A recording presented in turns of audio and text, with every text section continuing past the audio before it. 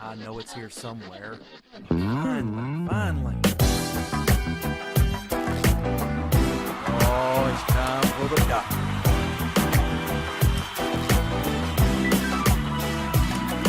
You're listening to Dr. Bill, the computer curmudgeon. Take it away, Doctor. Well, it's that time again, and the doctor is in. It's time once again for Dr. Bill, the computer curmudgeon. And we're about to start a new weekend excursion into silliness and strange geekery. Yes.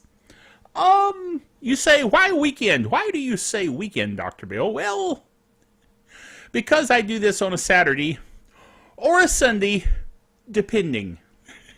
So it's the weekend. And I trust you're having a fun weekend and doing fun things. We'll talk about some of those fun things that you could do this weekend if you were of a mind to. Yes. We are proud members of the Tech Podcast Network, techpodcast.com. If it's tech, it's right here on Dr. Bill, the computer curmudgeon. We are also proud members of the International Association of Internet Broadcasters because we broadcast on the internet regularly. Yes. So, here's what we're going to do. You see, there's blog. The blog, of course, is drbill.tv, as it says there on the screen. And that blog contains stuff. And the stuff is what we look at and go into and explore and so forth. So, prepare for stuff. All right, a Google Chrome extension to open apps. In other words, it's an app to open apps. There you go. This is from the Google Drive blog, where they say browsers are pretty amazing things. Of course, Google would say that about itself. This is one of their big products is Chrome, the browser. Browsers are pretty amazing things. Before, if you wanted to do any serious computing, you have to install software onto your computer. But these days, most of that can be done from right within the browser, which is, of course, what Google wants you to do, is use browser-based stuff. And so they're making it a bit easier to do that. Nose itches. Just in case you're wondering. So, let me keep reading. For example, you can use Google Drive to preview files directly in Gmail, create and share Google Docs, Sheets, and Slides, and even edit other file types like Microsoft Office documents without installing a single thing on your hard drive. But here's the catch. When it comes to browsers and installed applications working well together, they aren't quite on the same page. Yes, a little tongue-in-cheek there. To change that, today we're launching a new extension for Chrome that lets you open files from Google Drive directly in a compatible application installed on your computer. So basically what it does is if you are using your Google Drive and you click on a file and you have the application installed locally to run it, it will run it. Okay. That's only mildly exciting, but you know, it's getting them closer toward taking over the world, which is what they want to do. Next item, Walmart. Good old Wally World has announced a new Chromecast competitor. Now, here's the thing. Chromecasts are cheap, less than $35. Why not just go buy a real Chromecast? Then you'll have the advantage of all the current things the Chromecast does, as well as apps that have been written to take advantage of the Chromecast platform. But no! Walmart says, no, we want to sell the things that make it go. That is a slight and vague reference to a Star Trek episode where they ran into some aliens that were looking for things to make them go. They weren't very smart. Yes. So anyway, itchery. It's just frustrating. This is from GigaOM by Janko Rokters. I shouldn't have tried to pronounce that name. I knew it when I looked at it. I said, no, don't go there. I did. Add Walmart to the list of companies that's trying to sell you a Chromecast-like HDMI streaming stick. The retail giant's Vudu streaming service is getting ready to unveil An HDMI streaming stick dubbed Vudu Spark that is meant to, surprise, give users access to Vudu. There you go. The stick popped up in an FCC database this week, which tends to be a good sign that the release is imminent. At Vudu, this is what they're saying about themselves. At Vudu, we're always looking at new ways for our customers to experience the movies and TV shows in our Vudu library. We're developing a streaming stick, and we'll share more information in the coming months, so stay tuned. It's okay. I'm sure it's going to be interesting, and I'm sure from Walmart it's probably going to be very cheap, but cheaper than 30-some bucks? We'll see. Okay, finally, well, it's not finally, we've still got a few more items, but this may finally come, which is ubiquitous Wi-Fi. You've heard me in the past talk about how I desire ubiquitous Wi-Fi. I want Wi-Fi that is everywhere all at once, everywhere, no matter what. You know? Yes, you're going, what? Anyway, Engadget has reported that small, low-cost internet satellites that provide affordable internet to everyone on the planet. These are what Elon Musk wants to create after working on reusable rockets, space capsules, and electric cars since the 2000s, according to the Wall Street Journal.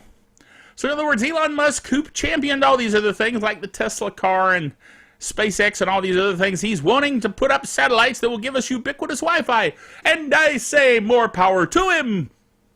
Now this affordable thing, why not make it free? Google wants to make it free, or at least ad-based. I would be for ubiquitous Wi-Fi. Being able to hear internet radio anywhere you go without even having to carry around your trusty phone for a Wi-Fi hotspot. Awesome. I mean, you know, cell phones are ubiquitous, so to speak. So why not make just general Wi-Fi ubiquitous? I think it would be awesome. Yes, I could dream, can't I? Whoa! Whoa, Fred is letting us know it's time for the Geek Software of the Week. Whoa. Somehow that one caught me more off guard than usual. Way to go, Fred. Wow. Anyway, Geek Software of the Week this week is MariaDB. Now you might say, who? Maria? What? Well, there's this database you see called MySQL. You're probably going, oh yeah, I've heard of that one.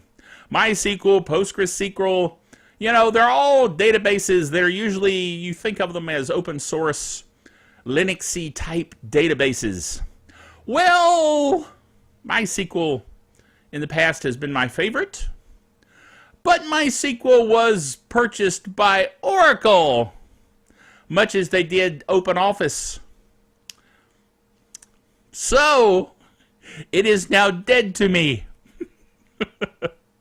I don't like it when giant organizations come out and buy open source projects and say, it's Oracle MySQL now. Fooey on you. And so, the people who actually wrote MySQL in the first place pretty much thought the same way that I did, and so they started their own fork of the project. You know how these open source projects fork various directions. Anyway, this is called the MariaDB project, which is founded by the MariaDB Foundation, a non-profit organization created by the people who originally wrote MySQL to keep the MySQL dream alive of open sourceness. Anyway, MariaDB is a drop-in replacement for MySQL. So if you're using MySQL, you can just take it out, drop in MariaDB, and you don't have to change a thing. All the code works the same. MariaDB strives to be the logical choice for database professionals looking for a robust, scalable, and reliable SQL server.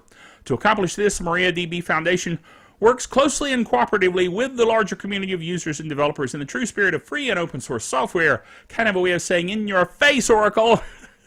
Know what I'm saying? And release software in a manner that balances predictability with reliability. It is open. They have global expertise. They have certified binaries, which I like because I have to compile things, you know, from scratch. Yeah. So just use binaries. And I installed it this week on Windows. Believe it or not, they have a Windows version. You can install it. It's easy to use. Wow. And it installs as a service under Windows. I mean, it's just awesome. So, MariaDB, try it. Okay. This one's odd. This falls under the category of geek culture. Yes. This is about a 3D printer, and I know a lot of you are thinking, oh, good, 3D printers. I like 3D printers. Well, this one's different. This one 3D prints food. What? Yes, they show a pizza being 3D printed. You print your pizza, and then you eat it. Why do I think it will taste like cardboard? I don't know, maybe not. Anyway, it says, this is from the Tech Times, and it says the newest kitchen appliance is one designed to allow people that are simply too busy to prepare their food to create delicious, healthy meals without the messy, lengthy preparations. That is, if the idea of printing food sounds good to you. What? So print your pizza. Okay. A Barcelona-based company called Natural Machines is debuting the Foodini. Yes. A 3D food printer that says it can churn out all sorts of meals, from pizzas to salads and gourmet chocolates. Salads. Okay. At the Web Summit in Dublin, Natural Machines had a display showing off its food printers, which the company says is the only machine of its kind that can whip up food in no time. Okay. Well, print me a pizza and I'll try it. I don't know about the printed pepperoni, though. I mean, that would be... Ugh. Anyway, we'll see. And then finally, and I say that really, finally, Big Hero 6 is here. I've been seeing the movie, trailers and so forth for it and thought, whoa, this looks like fun. And I bet it's going to be fun. I haven't seen it yet, but it is out. And I wrote a little article here about it saying this weekend is the premiere of Big Hero 6, a science fiction cartoon 3D animation kids film for adults. What? Yes. That looks like a lot of fun. It's based on the Marvel comic book very loosely because they have made it more kid-friendly and therefore more Dr. Bill-friendly. Yes, indeed. I'm just a big kid anyway. So, the Marvel comic book upon which it's based depicts a dystopian future. Not too distant future, but you know what I'm saying.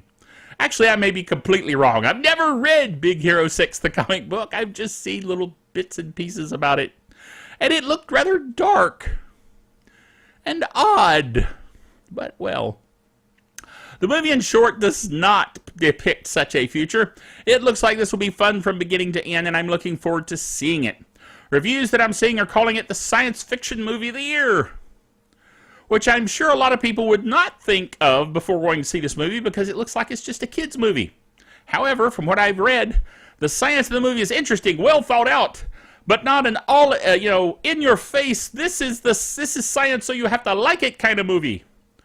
So, in fact, I have seen trailers for the movie and it looks just like it's a lot of fun. A lot of action, a lot of fun, a lot of cool things.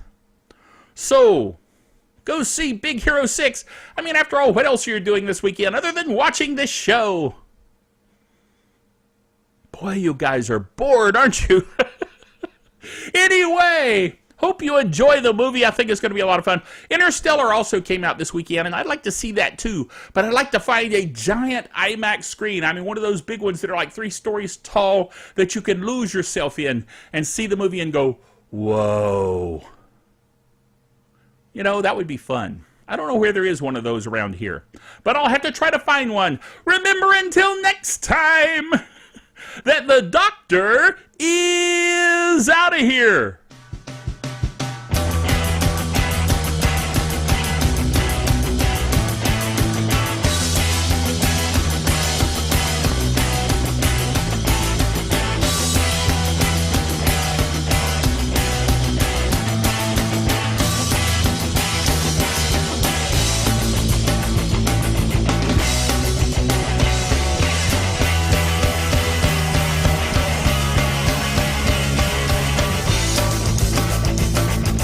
Dr. Bill, the Computer Curmudgeon, is a production of drbillbailey.net with all the honors, rights, and privileges thereunto appertaining.